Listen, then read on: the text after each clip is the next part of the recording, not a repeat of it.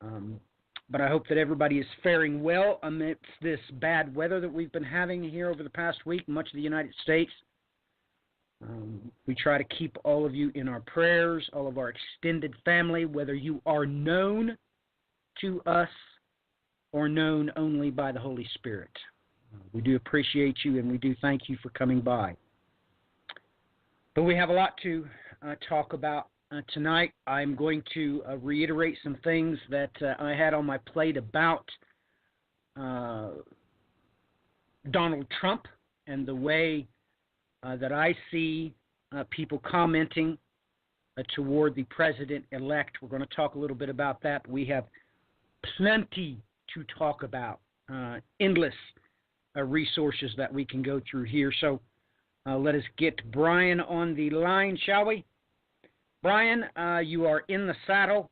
Just jump in here when you're ready. I don't know if you're back yet from getting coffee, but if so, please do say hello to the listeners.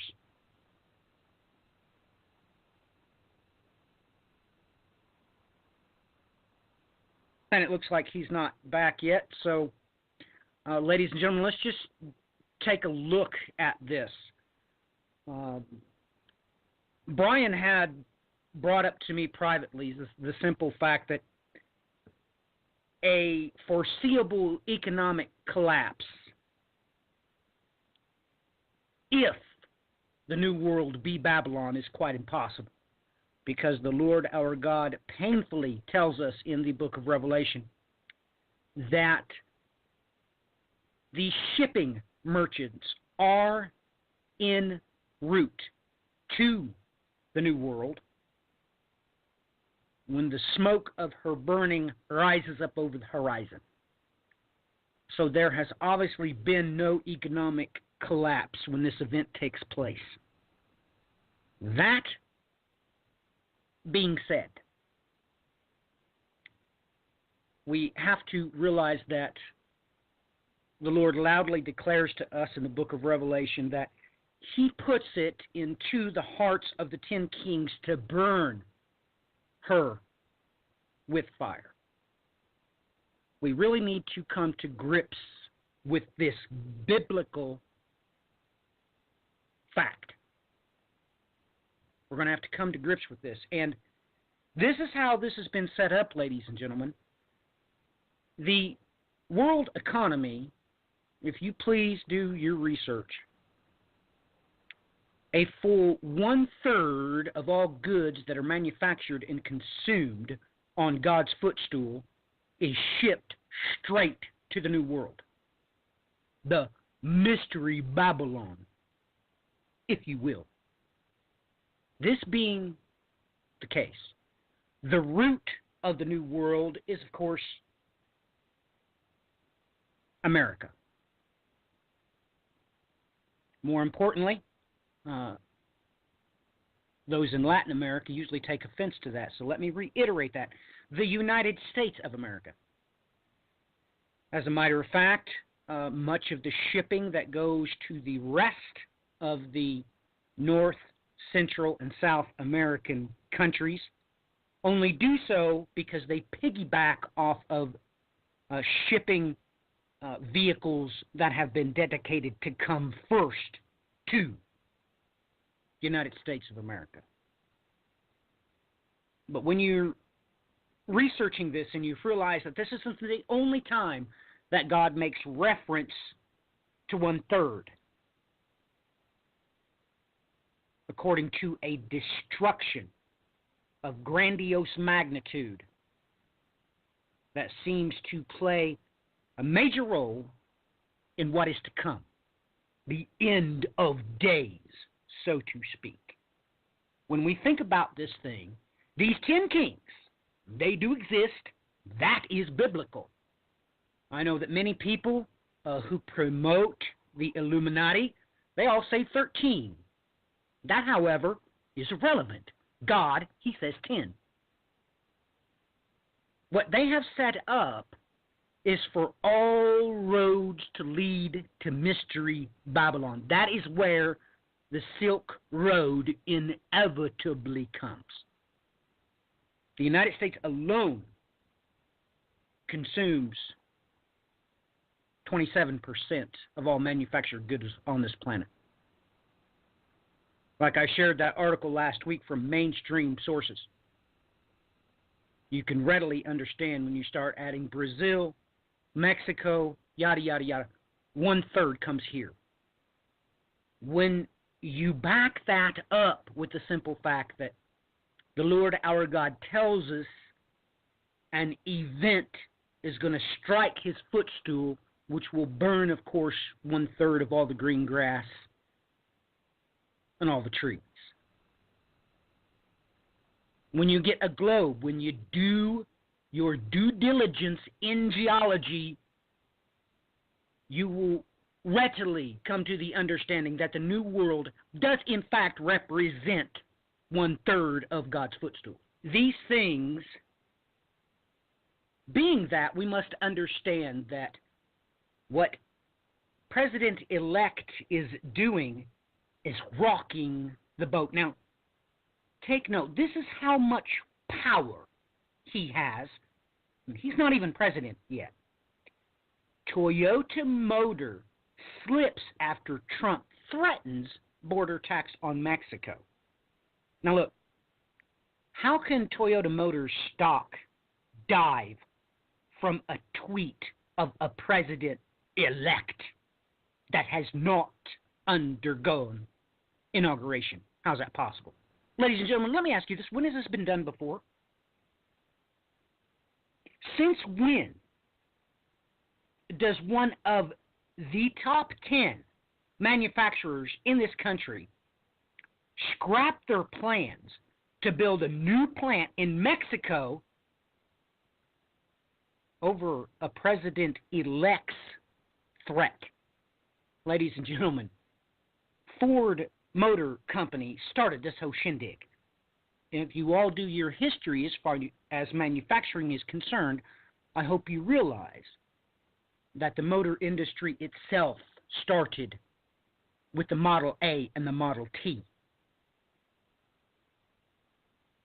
Now, the third time, I think, is a charm.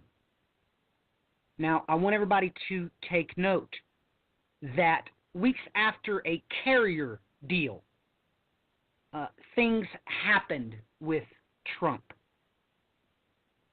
Because this carrier, the company itself,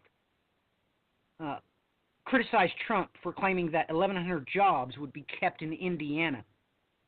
And yes, some jobs will be kept. They're not all going overseas. But ladies and gentlemen, this is third time's a charm. Toyota, Ford, and Carrier. Ladies and gentlemen, this system is in fact already in place. It's in place. Is it that would cause the 10 kings to burn her with fire? I don't know. If Brian has actually hit the nail on the head, I don't know.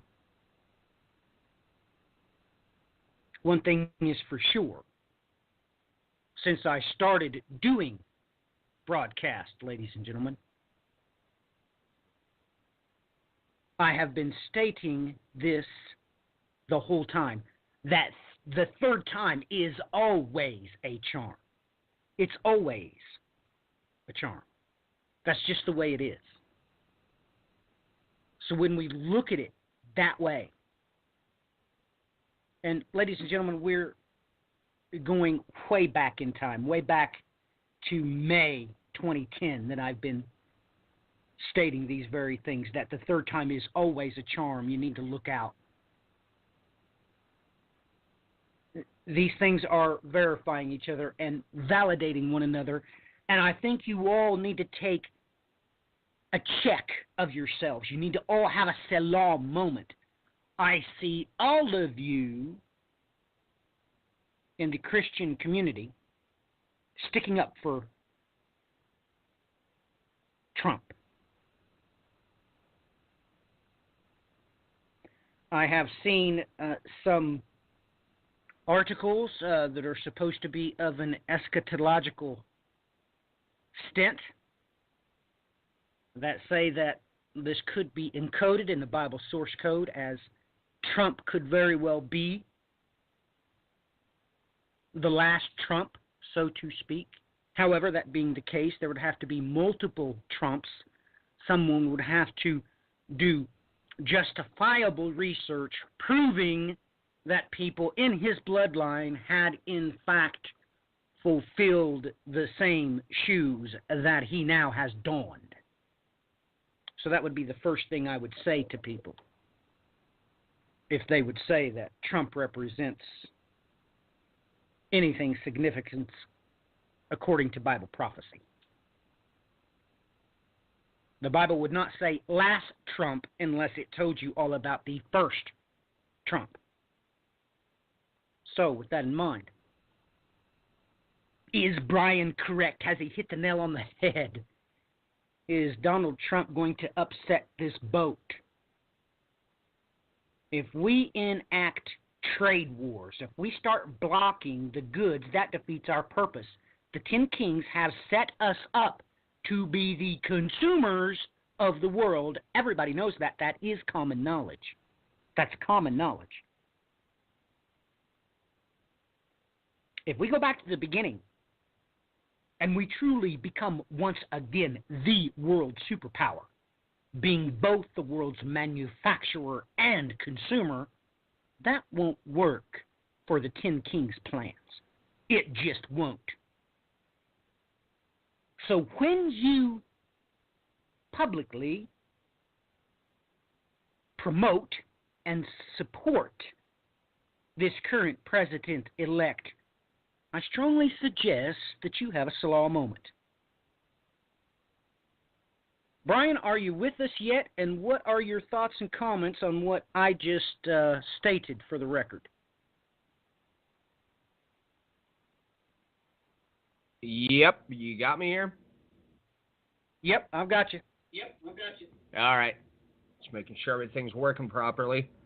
Well, I don't think it changes too much from all that I stated last week. I mean, you know, we're still seeing major rumblings this week on top of it with decisions he's made thus far. I mean, we've got here Boss warns Trump, don't move the embassy. Jordan has been warning, don't move the embassy. The Arabs have been warning, don't move the embassy. Essentially stating, you do so, it's going to boil over into full-blown war. Okay, that's one thing that he's set in motion. Already that's, you know, before he's even walked into the White House and taken up that post, already he's ticked off the entire world by stating we're going to move the embassy to Jerusalem.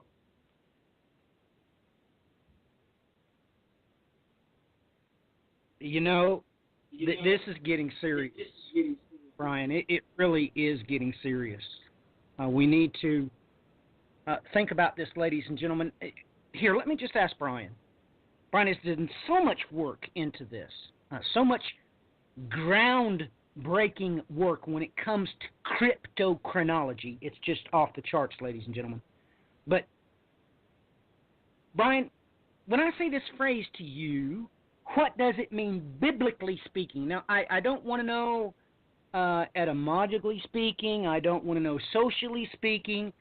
I want to know biblically speaking what it is that you think of when Reuters comes out and says that France will convene some 70 countries on January 15th for a Middle East peace conference in Paris. Exactamundo. Biblically, Brian, what is 70 nations? Where does that come from? Well, automatically, we know that the nations were split apart into 70. Now, I know we've got people that run around with the 72. That's irrelevant at the moment. We've got 70 nations that it states through the biblical text. And now, all of a sudden, we have this meeting that is convening with 70 nations. And never mind the fact that, okay, well, Israel, you can't show up. Abbas and the Palestinians, you're not welcome. We'll tell you what happens after the fact. Now, does everybody remember when they made the first initial ruling through UNESCO concerning the Temple Mount that was just on top of it, was the exact same thing that was reiterated with this new UN policy. UNESCO, and when they did the UNESCO vote, they did it behind closed doors during Turkey's coup, during the Gulen overthrow. All of a sudden, they closed shop the day after the coup, mind you, which makes little to no sense. But then on top of it, when they released the statements concerning that vote that they took at UNESCO, it stated blatantly, we did this behind closed doors secretly. Now, why would they do that? And now all of a sudden you have, after the string of attacks that have come against Jerusalem, and folks, I'm going to cut through the nonsense right here. They keep running around saying two-state, but this has nothing to do with two-state. They want to eradicate and obliterate Israel from the picture, period. It's always been that way, folks. So now they're moving forward again towards this quote-unquote two-state solution, and it's causing all sorts of controversy. At the very exact same moment, we've got, the upcoming administration is going to move the embassy to Jerusalem. It's coming in from every which way at this stage.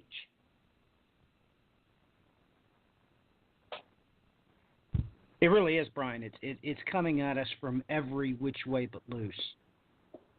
But ladies and gentlemen, the event horizon for even the meaning of 70 nations, it comes from the book of Genesis, ladies and gentlemen. Most notably, most people concentrate on Genesis 10 and 11, the description of the division of nations there being 70 in its totality.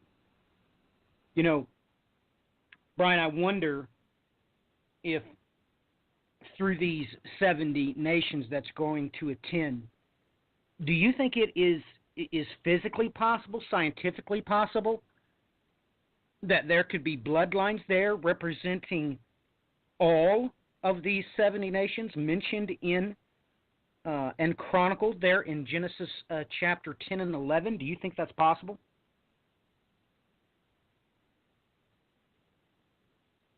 I would have to almost expect it, to be quite honest. I mean, as much work as I've done trying to trace out these varied migrations, the varied mixings, and so forth, and lay out who's who in this day and age. Okay, we're already talking about, for instance, France. Well, who is France? A mass majority of those people came from the Cimmerian tribes that used to be settled around the Ukraine. It basically states that those groups are going to come from the north when we roll around to Ezekiel 39, and then later after that, Ezekiel 38. So we've already got that one group in the mix with this. Well, and let's just talk about Paris and France for a minute, using isochronal eschatology. Brian, you and I have talked about this many, many times, that what happened during the French Revolution is just off the charts, ladies and gentlemen. It is off the charts. You have to realize that this was outright rebellion against God. That's what happened during the Age of Reason. Ladies and gentlemen, you have to understand that they rebelled against time itself. Brian and I have stated many times that it was France that changed the clock, ladies and gentlemen. They changed the clock. If you can get your hands on a French revolutionary clock, you'll take note, it does not have 12 on it. It has 10. They did not have weeks. They literally shook their fist at God and made 10-day decades. This is what they did. And of course, at the end of the matter, he who started it, that term itself, Robespierre, the very one who started it, finished it when he himself was beheaded for his rebellion against God. So, this is so extremely prophetic to me and Brian that this would be done in France. Let's go back again to the French Revolution.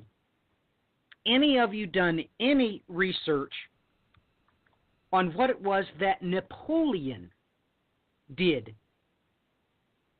concerning the Jewish land?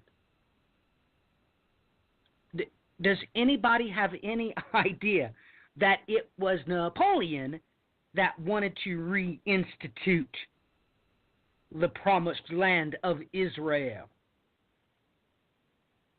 Ladies and gentlemen, I'm not joking. What I just told you is true. That's what Napoleon wanted to do. So when we look at this fold in time, this just sticks like a thorn in my mind's eye when I look at this article, the original one from Reuters. Not only were the 70 nations going to gather against Israel, they were going to do it in Paris, France. We are on the precipice, ladies and gentlemen, of what very well could be an extremely bumpy ride. I mean an extremely bumpy ride.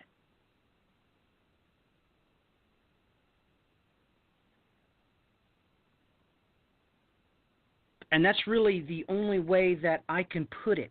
Now, I know that all of the other prophecy experts concerning President-elect Donald Trump are clearly not only promoting him, they are defending him. Not only that, they are vehemently doing so. I've seen several posts from friends as some of their friends were commenting on their post, and I could therefore see them. Oh my goodness. They had become literally rabid crusaders. Rabid. But ladies and gentlemen, these things should not surprise you. They shouldn't. And if it bothers you that I do not support President-elect, if it bothers you that I did not vote, then perhaps you should not see that as a challenge. Perhaps you should see that as an opportune moment to take pause, to literally have yourself a biblically mandated Selah moment. We have serious things on our plate that are coming to the forefront.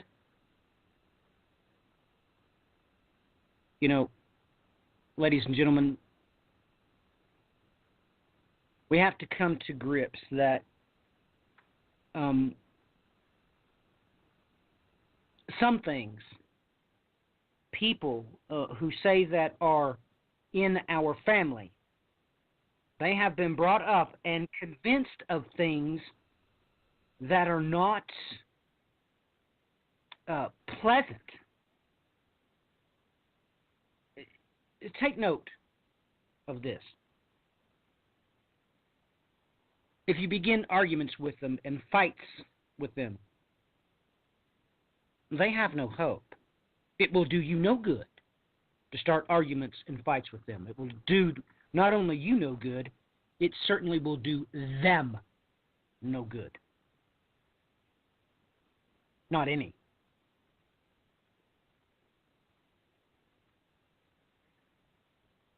Ladies and gentlemen,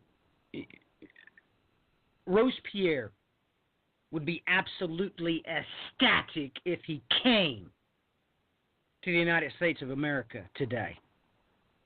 Oh my goodness, I just saw a mainstream news article that some state had actually paid for a prisoner in their jail system to receive a gender reassignment operation. Oh my goodness, would Robespierre be dancing in the streets.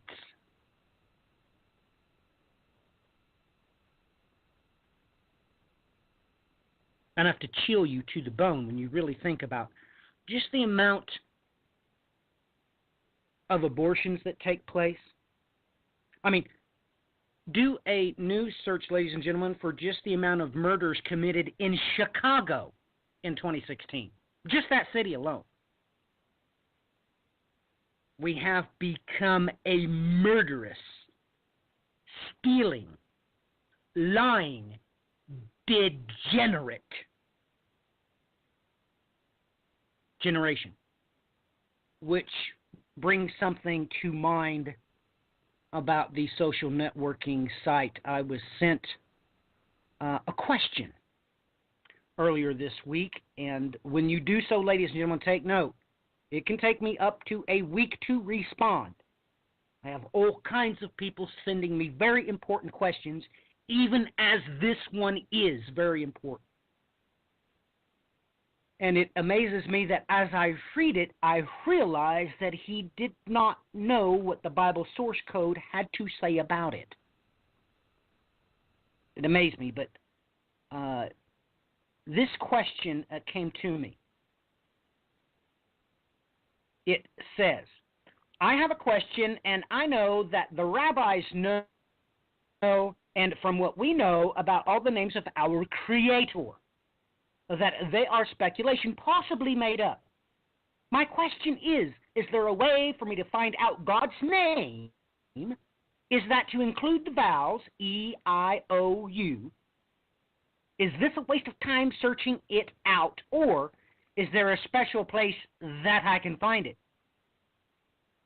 But I do know this much. From what the Word says, for men will turn to the people a pure language, that they may call upon the name of the Lord to serve him with one consent. This is my reply, and I will extrapolate and expand a little on it, and then we'll get Brian's take on this. This is my response. Yes, I have been saying this in videos and broadcasts for 6 years now. As far as I know what the vowels are, this is one of the purposes that the Sefer Yetzirah, which I have a copy of, was written. Now, having said that, the answer is a resounding no. You cannot know the vowels that make his name pure. Now, take note that the Hebrew Bible source code of the Masoretic text contains that which you know to be H1305 in the Strong's Dictionary. However, that is not how God spelled it in Zephaniah chapter 3 and verse 9. And just so you all know what it says in the Strong's and what it says in Zephaniah, Zephaniah has additional letters. That's 2 letters that you know of that is added. And when we take a look at this, I want you all to come to an understanding of just exactly what the Bible source code says on the Greco side of the equation. Because it's very important that you're able to see this. I want you all to take note that this verse in question, when you look at it into the Greco Bible source code, that is not what it says. The Bible source code is comprised of 2 complete tongues. 2 complete tongues. One, it is entirely Hebrew, made up exclusively from that which every Hebrew-speaking Jew has been saved, that has been saved until this time today. That is the Masoretic text coupled with the Delitzsch New Testament. That is the Hebrew Bible source code. The Greco Bible source code is the Septuagint coupled with the accepted by all of our church fathers manuscript, the Edita Regia. Now, that being said, you have to understand that God has to talk out two sides of his mouth. One's in the Greek, one's in the Hebrew, because you simply cannot contain the wonderful things he has to say when he speaks with one language. That is why both the Greek and the Hebrew are alphanumerical languages. They never had Arabic numerals in them, not ever. They never had a 1, 2, or 3, not ever. It is exclusively an alphanumerical language. That being said, every letter has always been, will always be, and it was spoken of as also a number. So it is both a word and a sum, as well as an individual letter, being a letter and a number. So with that being said, when you take a look at Zephaniah, the 3rd chapter and the 9th verse in the Greco Bible source code, in the Septuagint, the Bible that Jesus was actually reading in the synagogues, it says there something completely different. It doesn't say what you see in your English Bibles that uses the Hebrew Bible source code only for the New, or only for the Old Testament, and uses the Greco Bible source code for the New Testament. That's not what it says, because there it says something completely different. And therein lies the key. It says that I may bring back upon peoples a tongue for its generation, that they may all invoke the name of the Lord, and that they may serve him under one. And yes, it does use the word yoke. Now that is the Thompson translation. I'll give you also the Britain's translation. Before then, I will turn to the peoples a tongue for her generation, that all may call upon the name of the Lord to serve him under one yoke. There, that the word in question, the phrase in question,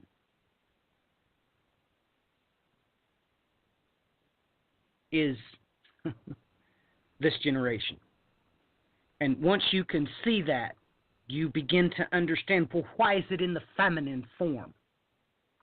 There is a whole lot more there for you to see.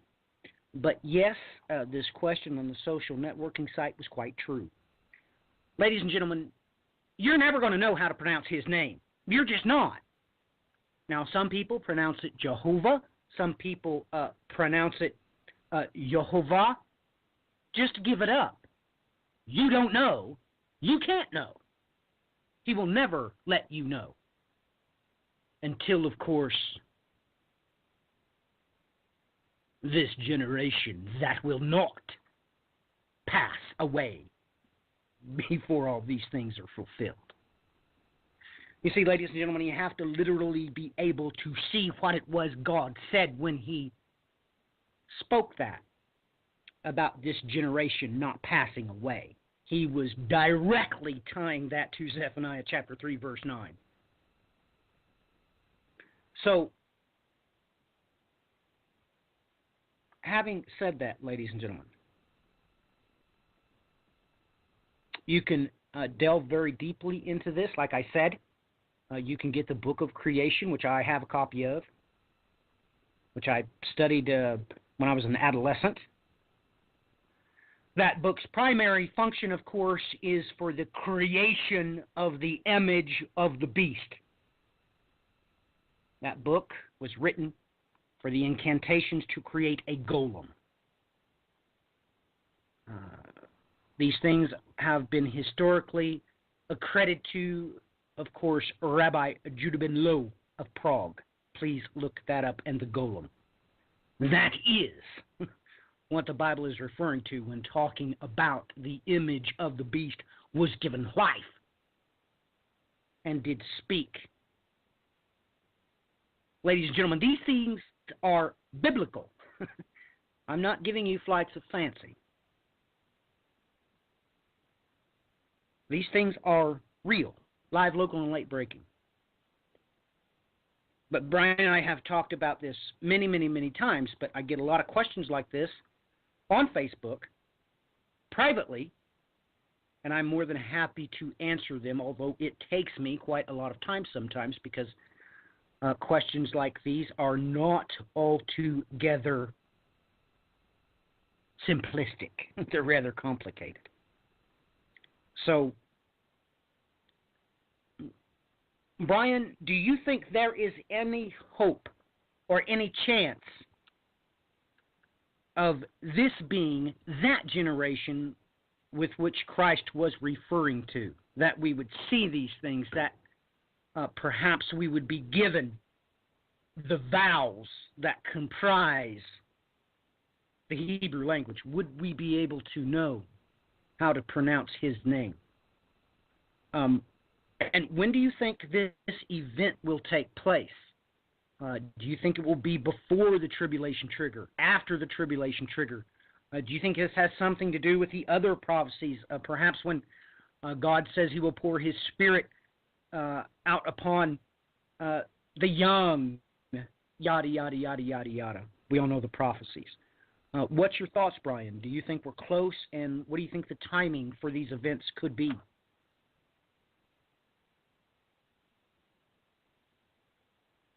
I would definitely say it, by all appearances, appears we are moving in that direction. Unless, of course, we've missed something glaringly obvious, yet keeping an eye on certain things that we know to watch out for. We've definitely seen a whole lot of things moving in the correct direction. Now, this, boy, this week there's been an article rolling around for the last couple of weeks now. I've seen it quite a bit, that there is a archaeologist, a scientist, whichever he may be, that has pointed out the Hebrew language may be the quote-unquote original language. I had seen references to this actually over the course of the last couple of months. This is not the first time this story started floating around. Yet something caught my attention here.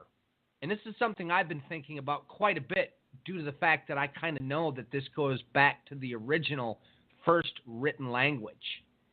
Yet, problem being here, folks, is you'd have to understand who verse 10 in Zephaniah 3 is actually referring to. Because, okay, here's the verse that Matthew referenced previously, verse 9, that I may then bring back upon a people a tongue for its generation, that they may all invoke the name of the Lord, that they may serve him under one yoke. Then the next verse goes on to say, from the ends of the rivers of Ethiopia I will expect them. Among my dispersed, they shall bring sacrifices for me. Now, to those of you out there that haven't watched the videos, this might leave you a little bit confused. But what they refer to here as Ethiopia is not what you consider modern-day Ethiopia. And I'll tell you this right now, folks, there's a lot of work that's been done over the course of the last 200 years that shows that this language base from this actual group that lived in Central Asia that they refer to as Ethiopia from the Greek texts, that's where the first written language came from. And I find it rather interesting that it's making reference to this right here in broad daylight. Especially considering I just came across this information in the last few weeks.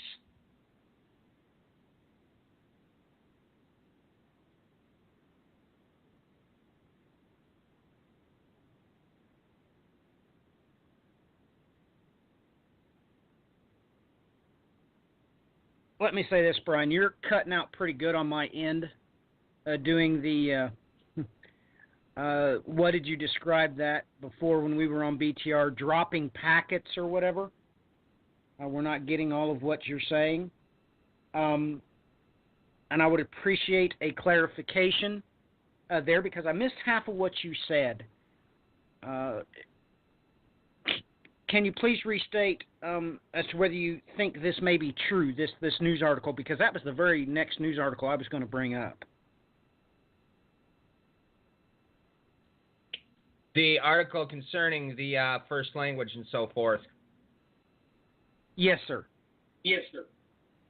What I just sort of nailed it on the head there, but I'll repeat what I said. I've long been wondering this myself, and look, I've done a ton of work as pointing out where the root of civilization actually did come in from Central Asia, and it's been found that that language on top of it there from the root civilization from Central Asia, which everybody constantly refers to today as Sumerian, is actually part of, they consider that a quote-unquote language isolate, which makes no sense considering that in order for people to communicate to other people, languages have to bounce back and forth because you can't talk to George over in the corner if you don't know what in the heck George is saying unless you have a common tongue to speak to one another with.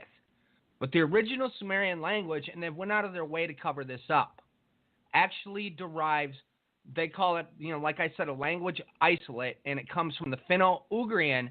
But not only on top of that, it's also, most of its roots are also found within the Turkic language base itself. So this is one I've been thinking about for a long time, and knowing where the roots of civilization itself came from, I've always often wondered if it's possible that we're looking at the original tongue actually coming from there.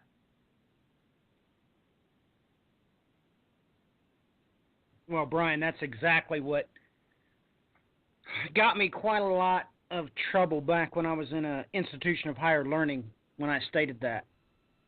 I basically said that not having any verifiable proof, I just stated that that's what my gut feeling was telling me, that this is the case. Ladies and gentlemen, there are many prophecies in reference to this. Take note that after the great day of he who sitteth upon the throne, you take note that the Bible is quite clear.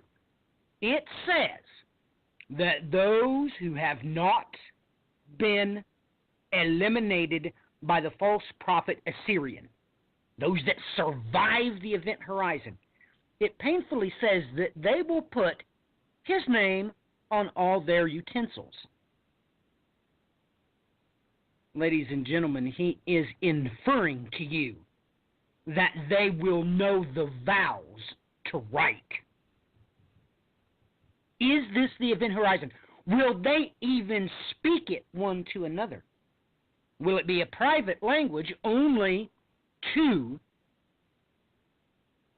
those that survive this event, which must include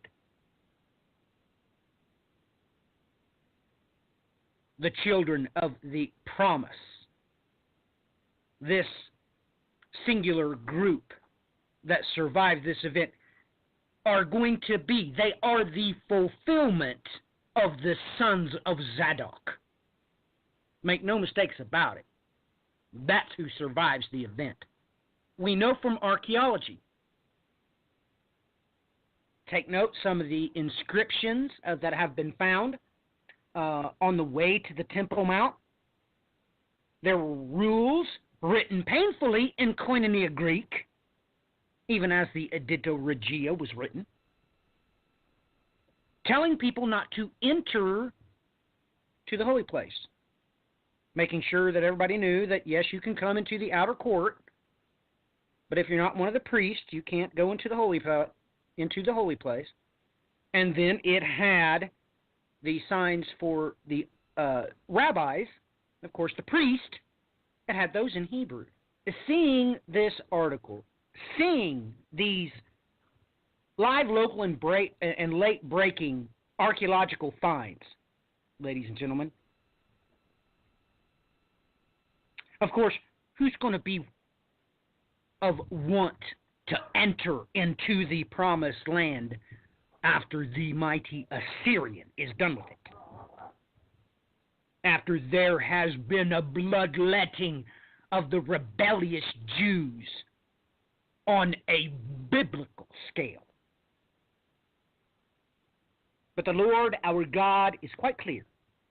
He says, those that remain on their utensils write his name. And of course, we know the New Testament references in the book of Revelation saying that there are those who are inscribed with his name and his Father's name. These things are key critically important to what is to come. Now, ladies and gentlemen, this news article, it did come out this week, or was it the week before, Bri? It was pretty recent, right?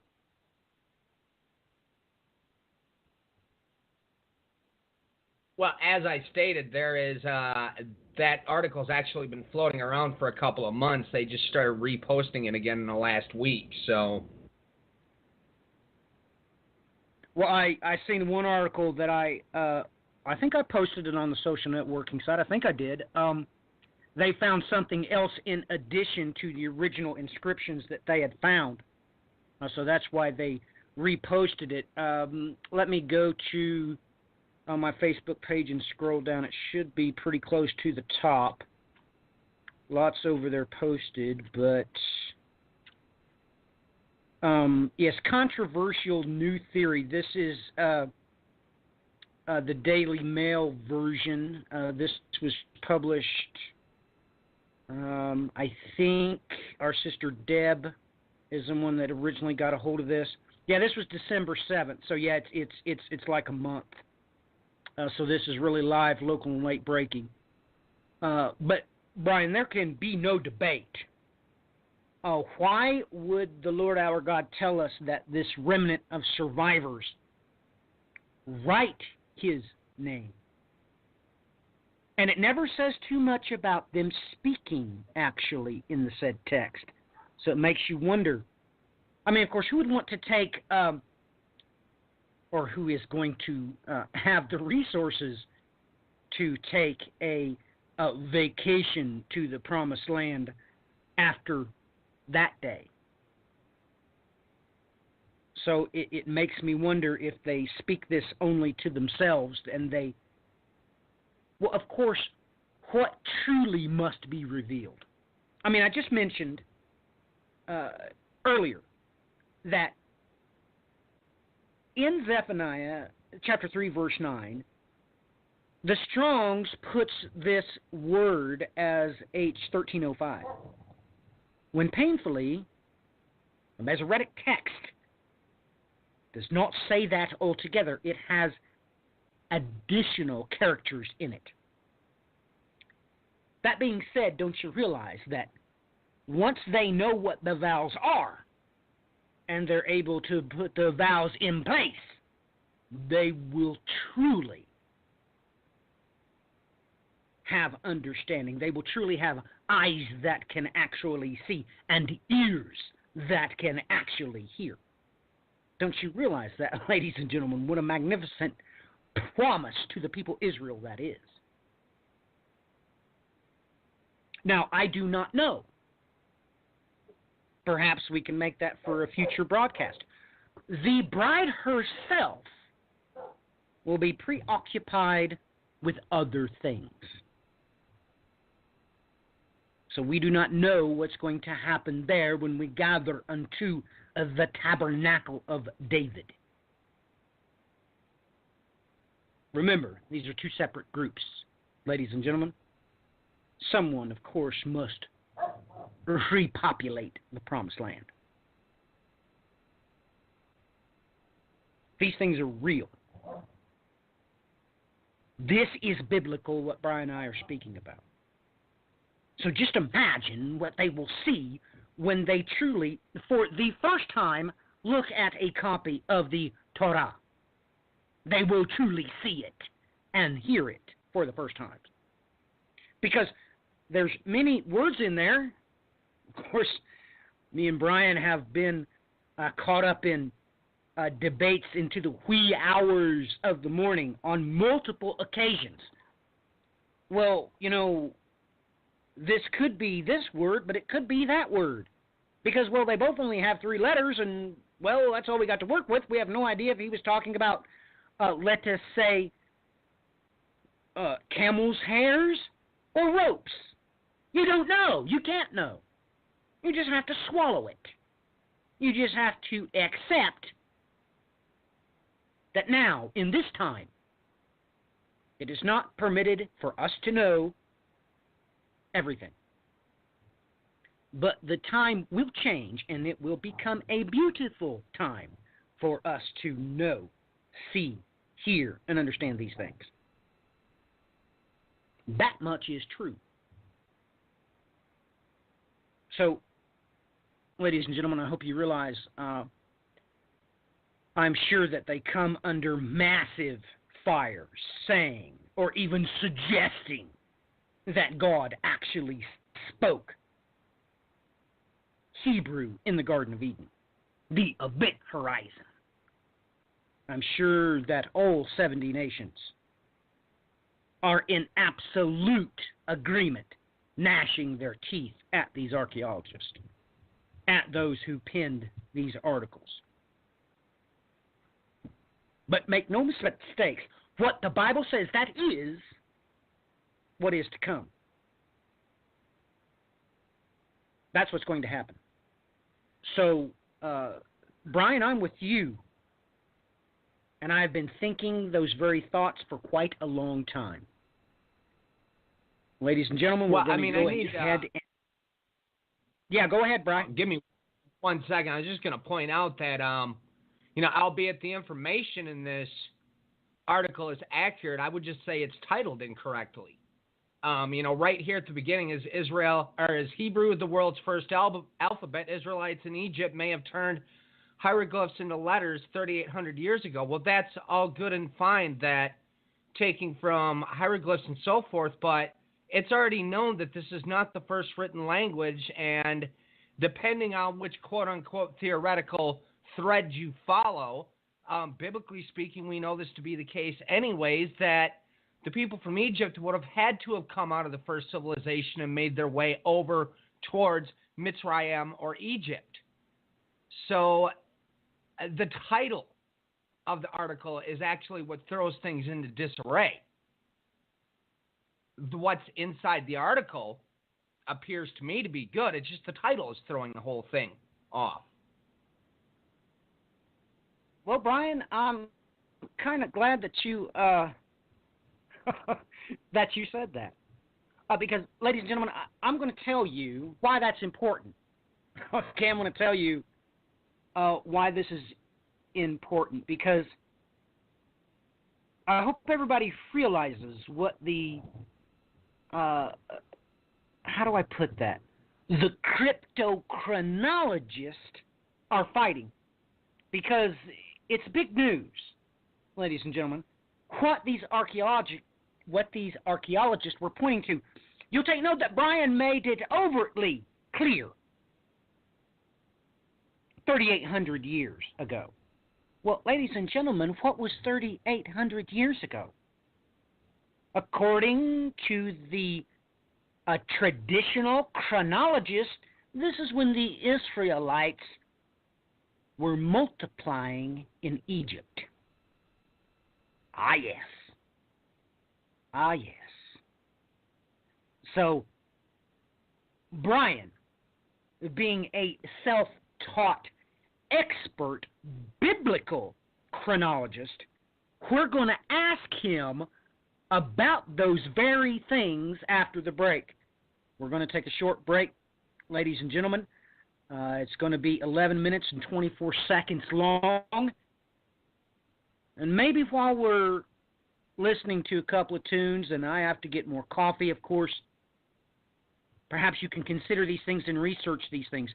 Why do those archaeologists want you to see 2017 minus 3,800 years? We'll be right back after the break. Well, let me see here. I mean, the last thing we had to kick off with there was chronology-wise, and this article here from Daily Mail brings up down near the bottom of the article, article, it basically states that the Israelites stayed in Egypt for 430 years, as recorded in Exodus 12:40 through 41, which is the equivalent of 1876 to 1446 BC. Well, this last date, 1446, is fairly accurate concerning the Exodus. I don't remember the exact timing, mind you, but nonetheless, that's pretty on the mark there. So, and as far as what I wanted to discuss next, let's see here. I had a few odds and ends I pulled up earlier, but shut them down because I didn't know if that's what was causing my issues with me breaking up here. Oh boy. Now let's bring this one up for a second. This is a story that started floating around in the last couple of days here. I caught wind of this about 2 or 3 days ago.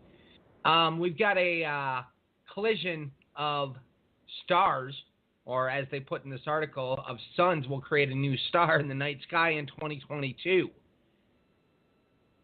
And let's see here. At the beginning of the 3rd century, civil war raged in Britain as the Roman Emperor Septimius Severus sought to quell unrest in the north, but unknown to the fighting cohorts and Caledonian tribes, high above their heads, 2 stars were coming together in a huge cataclysmic explosion.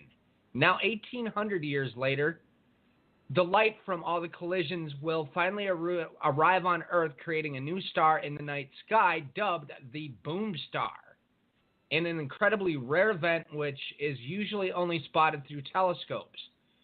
Before the meeting of the 2 stars were too dim to be seen by the naked eye, but in 2022, the newly formed red nova will burn so brightly in the constellation of Cygnus that everyone will be able to see it.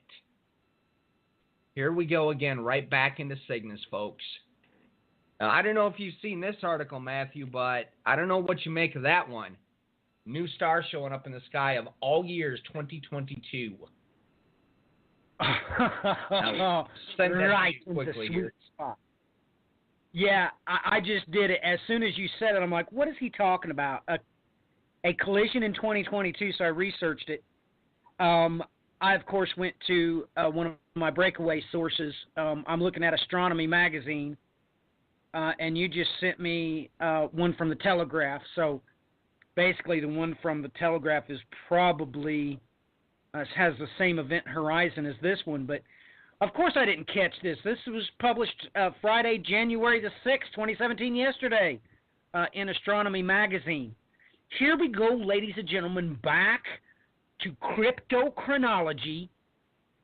And, of course, I do believe that Brian's friend Andrew Collins has done quite a lot of work about the Cygnus connection to the Giza Plateau, which when I'm done here looking at this, we'll have Brian bring us up to speed. Now, I may be incorrect about the author that first talked about this, but ladies and gentlemen, 2022.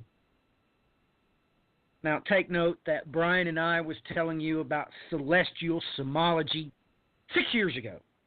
We were coming live out on broadcast and videos, loudly screaming this date. Remember, ladies and gentlemen, that the Hebrew calendar is different from ours.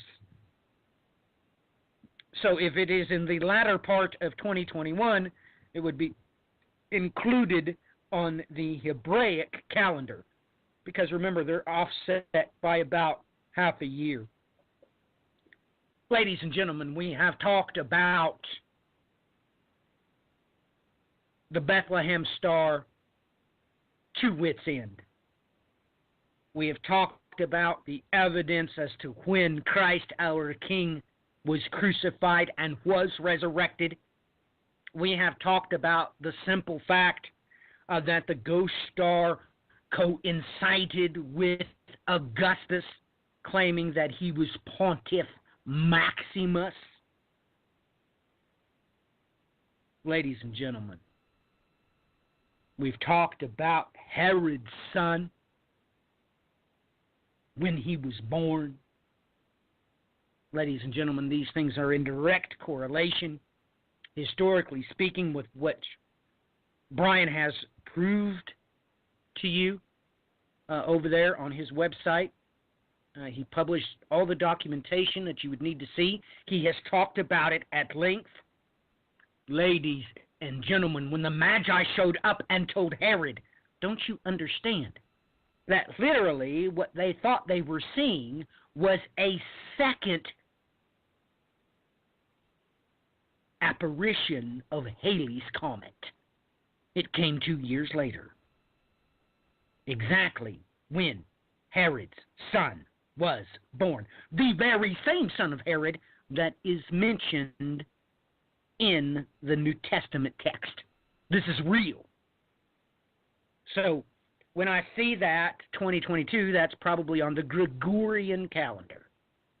And I assure you that Brian and I have both looked into what is to come with celestial symbology and this window of time.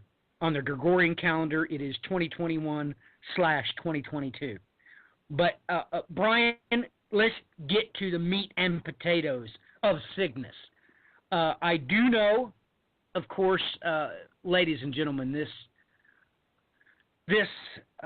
sign that the Lord our God has placed into the heavens is just off the charts. Brian is literally an expert on this constellation and everything that came out concerning the cryptochronologist. So, Brian, this just takes me by surprise and leaves me completely breathless that this mighty sign in the heavens would be displayed in that constellation come 2022. That's absolutely amazing. So back to you, because I'm just quite honestly speechless. What's your thoughts about it? And please refresh the listeners as to why this constellation is so important. And let me not forget to remind the listener that, of course, the God haters call this the Southern Cross. Right? Yep, that's a big, interesting sign that's appearing there in Cygnus. Now, for everybody that's not familiar with this, I've spoken about this before at great length concerning Cygnus. Andrew Collins has done a lot of work on this, at least covering a couple of books, and it even comes into some of the new work on Göbekli Tepe. The most notable thing about it is the bird itself that shows up there, and its positioning over the galactic center. And that's one of the standout things. He's done some work where he's found that it aligns with the Great Pyramid and the other alignments within the pyramids there in Egypt itself as well. And it's rather interesting stuff when you take his work and then overlap that of Robert Bauval's on top of one another with his work with the Orion correlation. And it just kind of makes you wonder there what's going on. It's the old infamous elephant in the room that I brought up in discussion with some of the other historians on this one, and they weren't altogether all too familiar with Andrew's work. But I think one of the things that gave his findings a little more credibility was the fact that on top of it, when he took this alignment, he was able to locate the underground caverns that go underneath the Giza Plateau due to that alignment. So that you kind of have to scratch your head and go, okay, we've stepped beyond coincidence here. Now we're looking at something else that's a little bit more plausible. Some of the ancient depictions, like you go over to Göbekli Tepe, comes into the vulture. And, we pointed out at great length the symbolic nature of the vulture out there in Central Asia and the infamous vulture shamans. So, we've got this sign floating around. We just in the last week and a half or so, Dr. Paul Laviolette, or as Matthew refers to him as Dr. Purple, had released an article on the possibility or probability of seeing the effects of a galactic superwave between now, and if I remember correctly, about 2021. I think, Matthew, you might have posted that early in the week. If it wasn't you, I know one of our listeners caught it.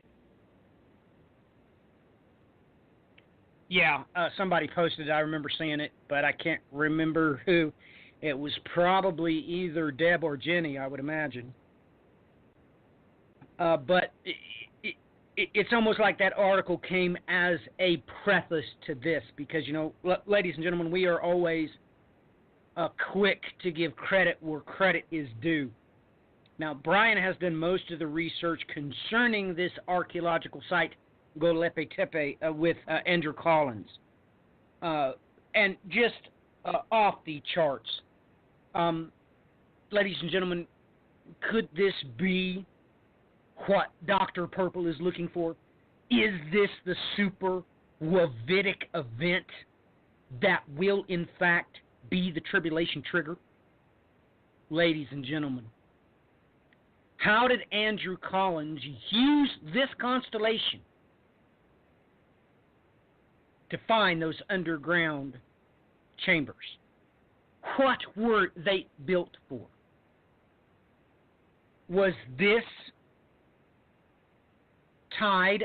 Is it part and parcel with going back to the days of Noah? I mean, ladies and gentlemen, what is the power magnitudes we're talking about, ladies and gentlemen? What could possibly come from this? Because we don't know. Ladies and gentlemen, two stars have never collided before, okay? Saying that this is going to be a nova is really highly speculative. We don't know. We've never seen two stars come smashing together. So this is absolutely off the charts, ladies and gentlemen. Off the charts. Two stars that's going to collide with each other. But I strongly suggest that you look up Dr. Paul Laviolette and do research because he has basically set up and provided us with a model that will explain what it is the Lord our God may be referring to when he says he will ride the cloud to Mount Paran. You will find Dr. Purple to be very friendly and manageable. He is quite knowledgeable in a superwave, what he calls a galactic superwave. So I strongly suggest that you consider that the Lord our God was being quite literal, as well as being prophetic when he stated that we were going back to the days of Noah. Brian, back to you.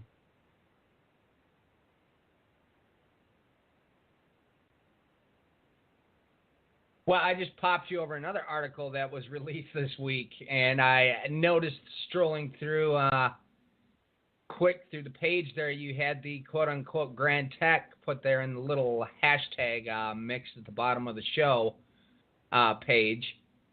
And this just came out in the last week as well. Contrary to popular belief, Jupiter does not orbit the sun.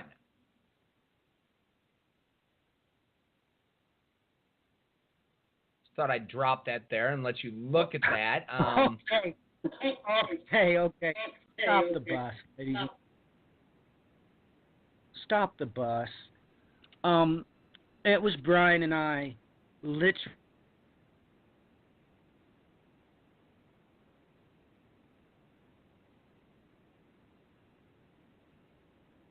Ladies and gentlemen, there is a celestial scapegoat. There must be, because the sun, its equator, is off the ecliptic by 7 degrees.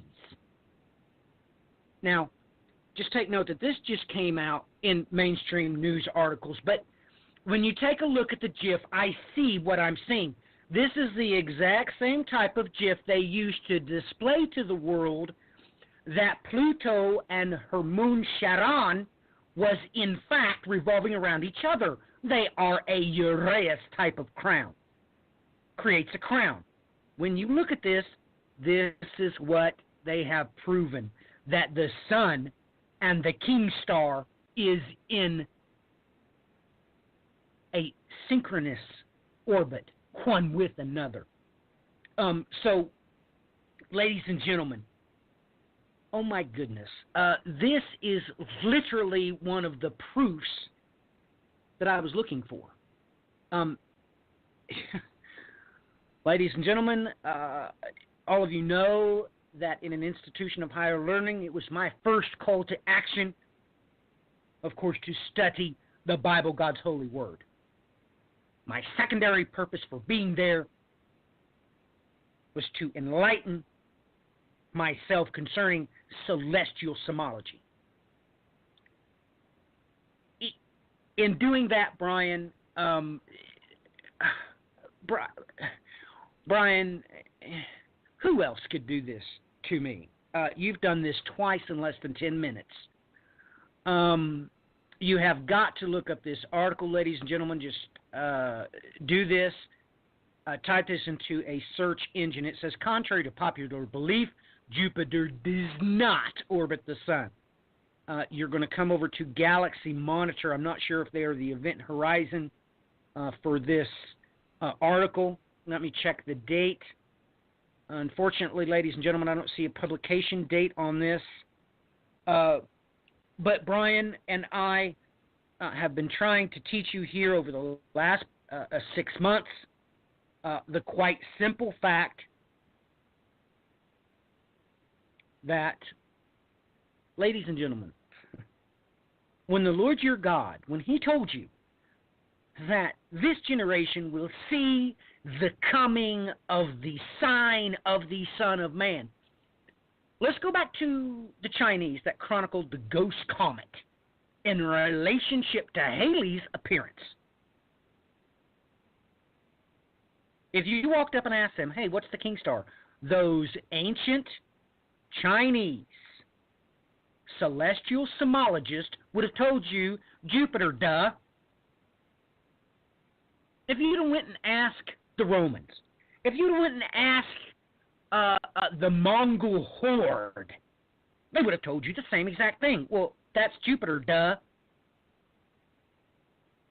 Ladies and gentlemen, NASA has already proved, once they were given the technical data concerning the Nice model, concerning the swapping of the locations of Uranus and Neptune, using that mathematical data, they were able to extrapolate out that Jupiter will in fact do a grand attack. You can find these things on the NASA website. They're true. It's real. So,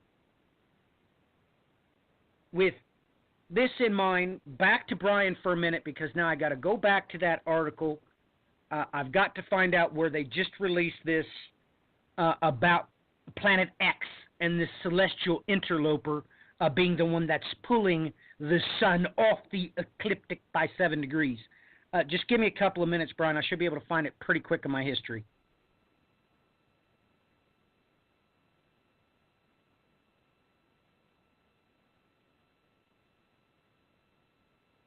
While you pull that up, there's a couple of interesting articles. I pulled it up on a different website here. Express.cu.uk brings up the same article concerning Jupiter, but I found two more entertaining ones. Or rather, maybe not so much entertaining, maybe a little bit more in your face.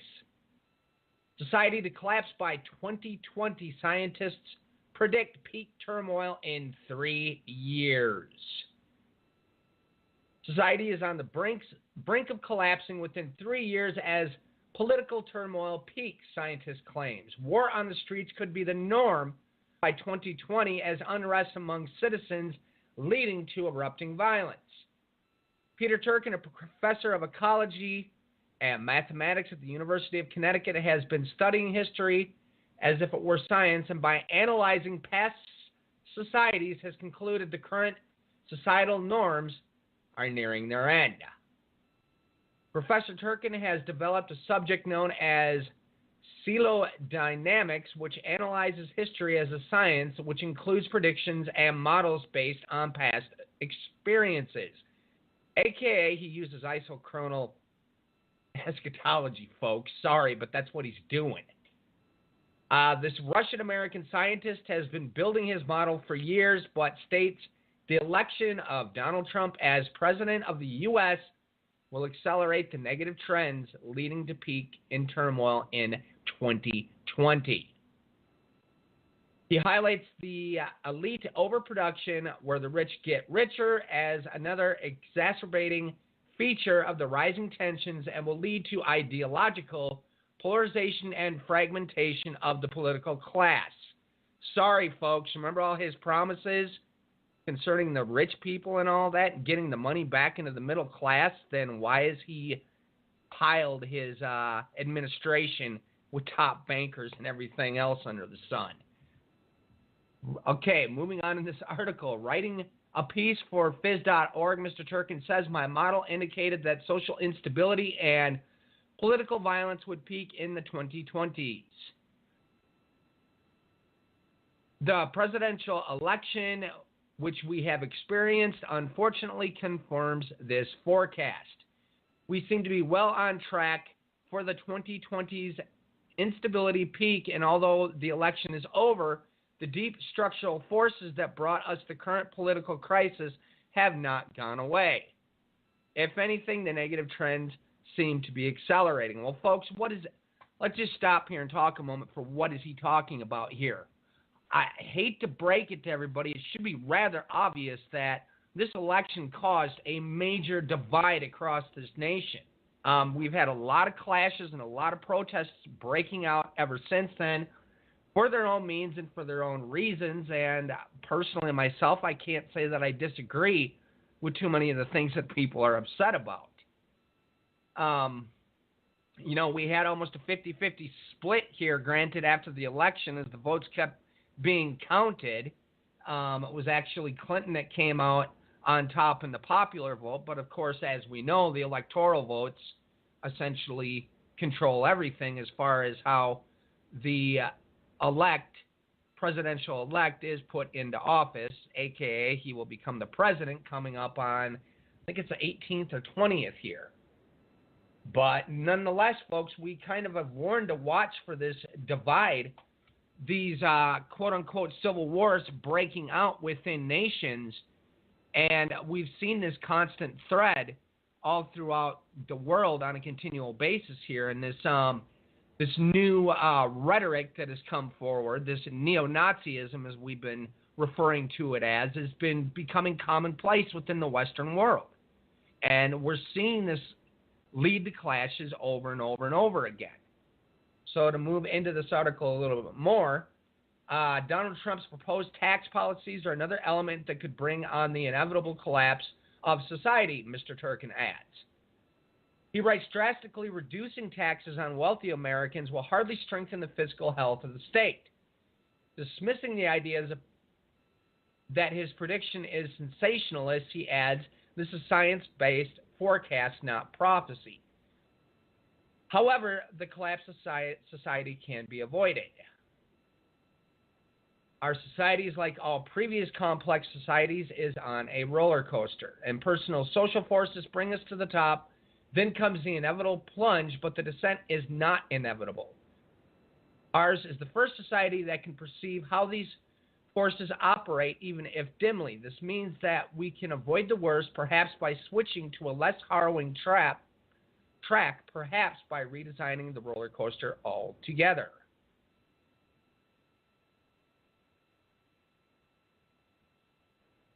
And I don't know if you're ready there with that article yet, Matthew. Oh yeah, I'm ready, but I'm thoroughly ticked off because, ladies and gentlemen, I already had this article pulled up. Different source. This was the one that I was going to talk about was in UConn today. Social instability lies ahead, researcher says, because, ladies and gentlemen, let me explain something to you really quick about this gentleman referred to in this article. He is the one that came up with isochronal eschatology and coming up with a mathematical way to study history in cycles. It's called Cleodynamics. If you would like to know, he's actually a Russian. Okay? He actually got back in the 70s. He was on the faculty of Moscow State University. I am not lying to you. Okay? So just take note that this also has another branch that they call Cleometrics. The Cleo part of this Cleodynamics is based upon, of course, the Greek muse, Cleo. Ladies and gentlemen, how did Brian bring up this article having no idea that I was going to bring it up myself? But, ladies and gentlemen, they know that history is cyclical. Look, I'm not lying to you. Cleodynamics is, in fact, a part of the academic community. Okay? So it just blows me away that what this does is this process studies natural sciences and mathematics to study history in order to foresee what is to come. Ladies and gentlemen, I'm not joking with you at all. Prof. Turkin, he really is from Moscow. I'm not lying to you. In the 70s, he was in Moscow. Then later he come over here and got, of course, we gave him a professorship in biology immediately. But, ladies and gentlemen, please look this up. It is called Cleodynamics. Now, it's spelled Cliodynamics.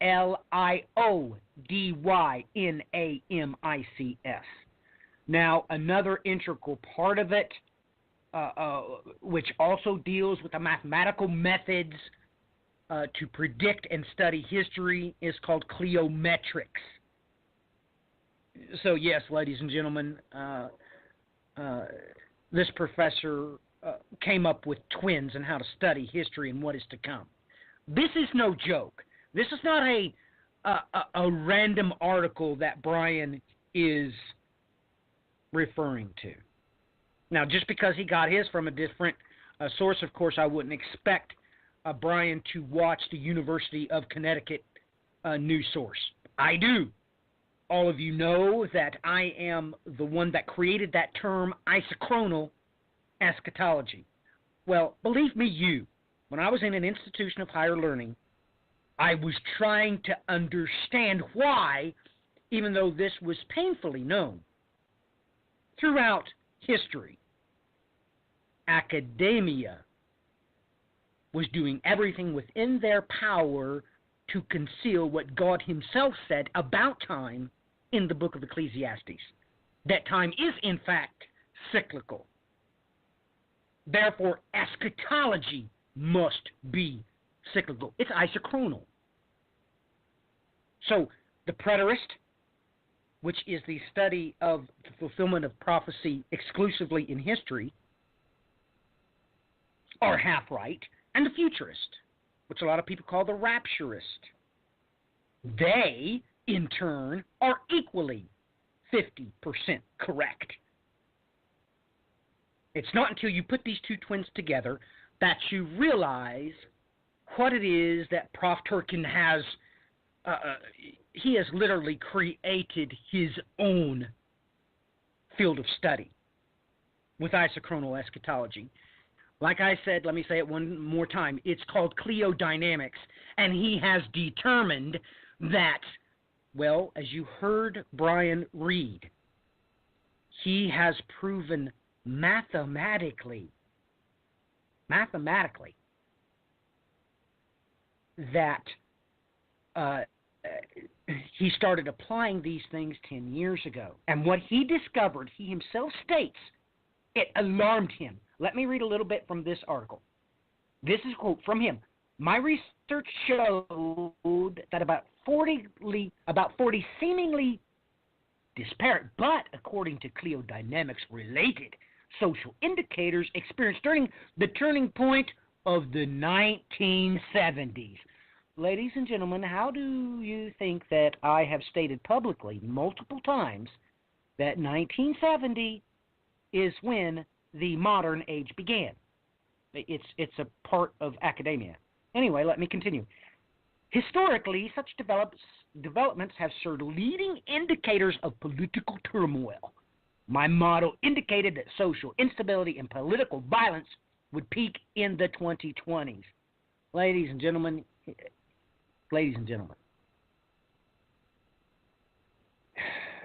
let me read the next one.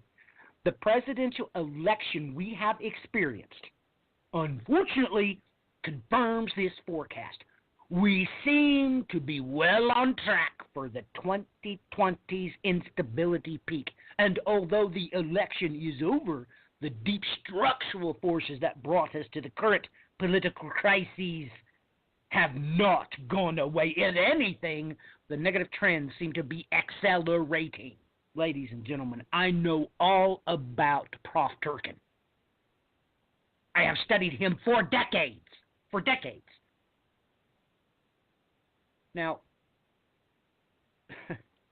ladies and gentlemen, I have painfully brought up on multiple occasions what the me decade is.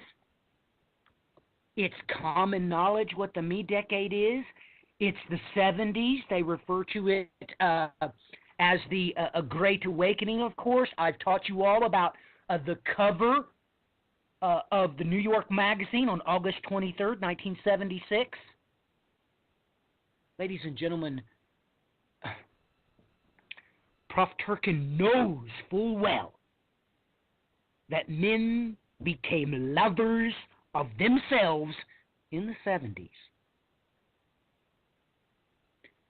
The modern age, they also call it the age of communication, the computer age, however you want to say it. It began in the 70s, ladies and gentlemen. So now I hope some of these things that Brian and I have been talking about for years now is beginning to take root in your spirit. These things are real. These things are biblical. This is Brian and I's worldview. Okay? So let me get back here just off the charts, but I have to go back. It's just I was a little bit upset that Brian beat me to the punch, and he cheated because normally I will send him the links ahead of time, and I'll say, hey, we're going to talk about this. But I didn't, because I really did want to talk about this myself. I was really excited about it, and he brings up Prof. Turkin from a different source. So that's not even funny. That's cheating. But anyway, here is the article I was referencing earlier. It was released in Astronomy Magazine again. Like I said, that's how I found it. I suggest you do the same. Track their news. It was published October 19th of 2016. Planet 9 may be responsible for the tilting sun. How our possible rogue planet may be messing with our solar system. Ladies and gentlemen, it goes on to discuss here. I suggest you look up this article. Like I said, it's in Astronomy Magazine. And they're literally mathematically telling you that the only real thing that could be pulling the sun's equator off of the ecliptic is a massive gas giant that lurks in the darkness, has been cast into the Kuiper Belt, the deep, so to speak. Ladies and gentlemen, we know full well, and Brian and I have had private conversations about one of my very good friends that's made multiple documentaries for the Discovery Channel. Very unsettling things, because the things that he was talking about on a global forum They were diligently asking him, and you have the climate weathering models. He is the one that is his puppy. He's the one that made it. He is very well renowned, and he was asking me about this. And he was hoping that it was something that was incredibly small and hopefully almost entirely made of iron. That's what he was hoping. However, you need to look up TRES 2b. We have seen a massive gas giant. But the only way we was able to see it is it did a transit across its parent star. And its libido is darker than acrylic paint. Ladies and gentlemen, Brian and I have tried to tell you about the celestial scapegoat. We have tried to tell you about what the Hebraic scriptures refer to as Moaz. We have tried to tell you the scriptures at length. Ladies and gentlemen, that's why they're looking for it, because they know that the Bible has told them so, just like Prof. Turkin was told about isochronal eschatology, about time being cyclical, and he has made his own academic discipline. Ladies and gentlemen, I'm telling you the truth.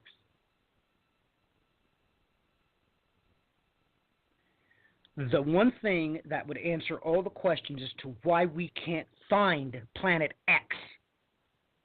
Of course, sometimes they say it's Planet 9. The X being in reference to something else entirely different.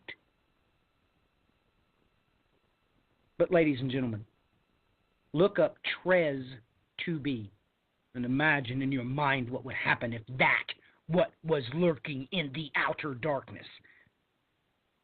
If a huge, magnificent gas giant was lurking in the Oort cloud. Ladies and gentlemen, let me challenge you tonight. What if the Bible is true? And it's true in ways that you can't understand. Because when God talks about physiology, well, he has to use a language that you will able to understand. Ladies and gentlemen, here, let's just do this really quick. I've already got a message on the social networking site about this generation. What did God say? They want to know. What is it that God actually said? We want to know. We want to know. What he actually says was, Isis Genen, this generation. Where is that exact phrase found in the Bible source code?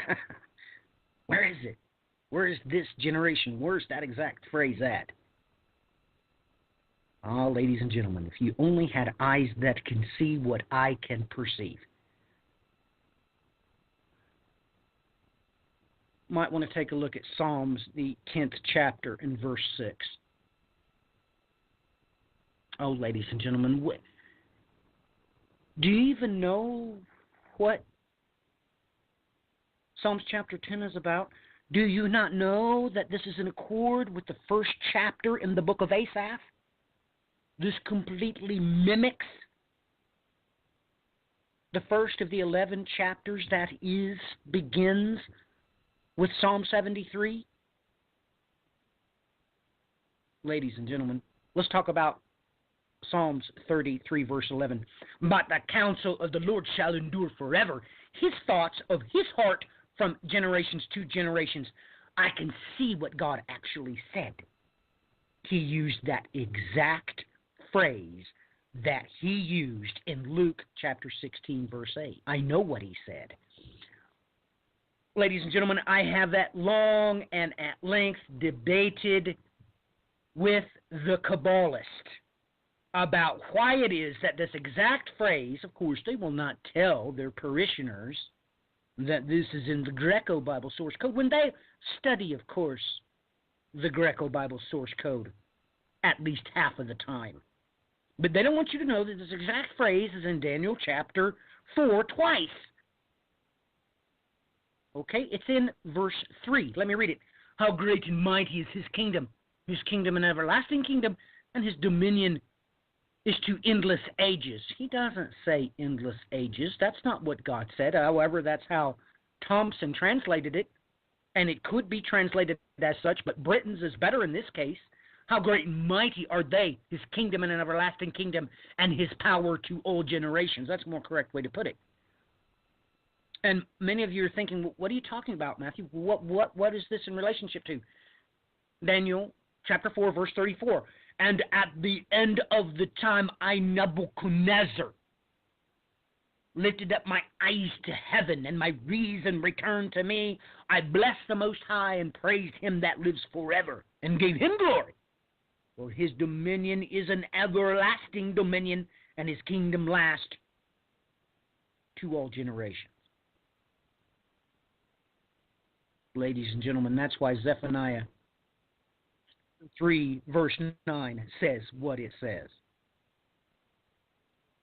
But, ladies and gentlemen, this also has everything to do with Joel chapter 1, verse 3. Tell your children concerning them, and let their children tell their children, and their children another generation. Ah, yes, the promises made to the sons of Zadok. They will come to pass because the Lord God, He is faithful. We have got our warning, Brian, about the 60 minutes to the end of broadcast. I've seemed to rambled on again, but it really upset me that you trumped me, so to speak. How did you find that article about Prof. Turkin? I want to know how you found it. Just tell me. Just showed up side by side with the Jupiter one. So I had to find a different Jupiter article because that one was causing scrambling of the signal, too much stuff coming through my internet.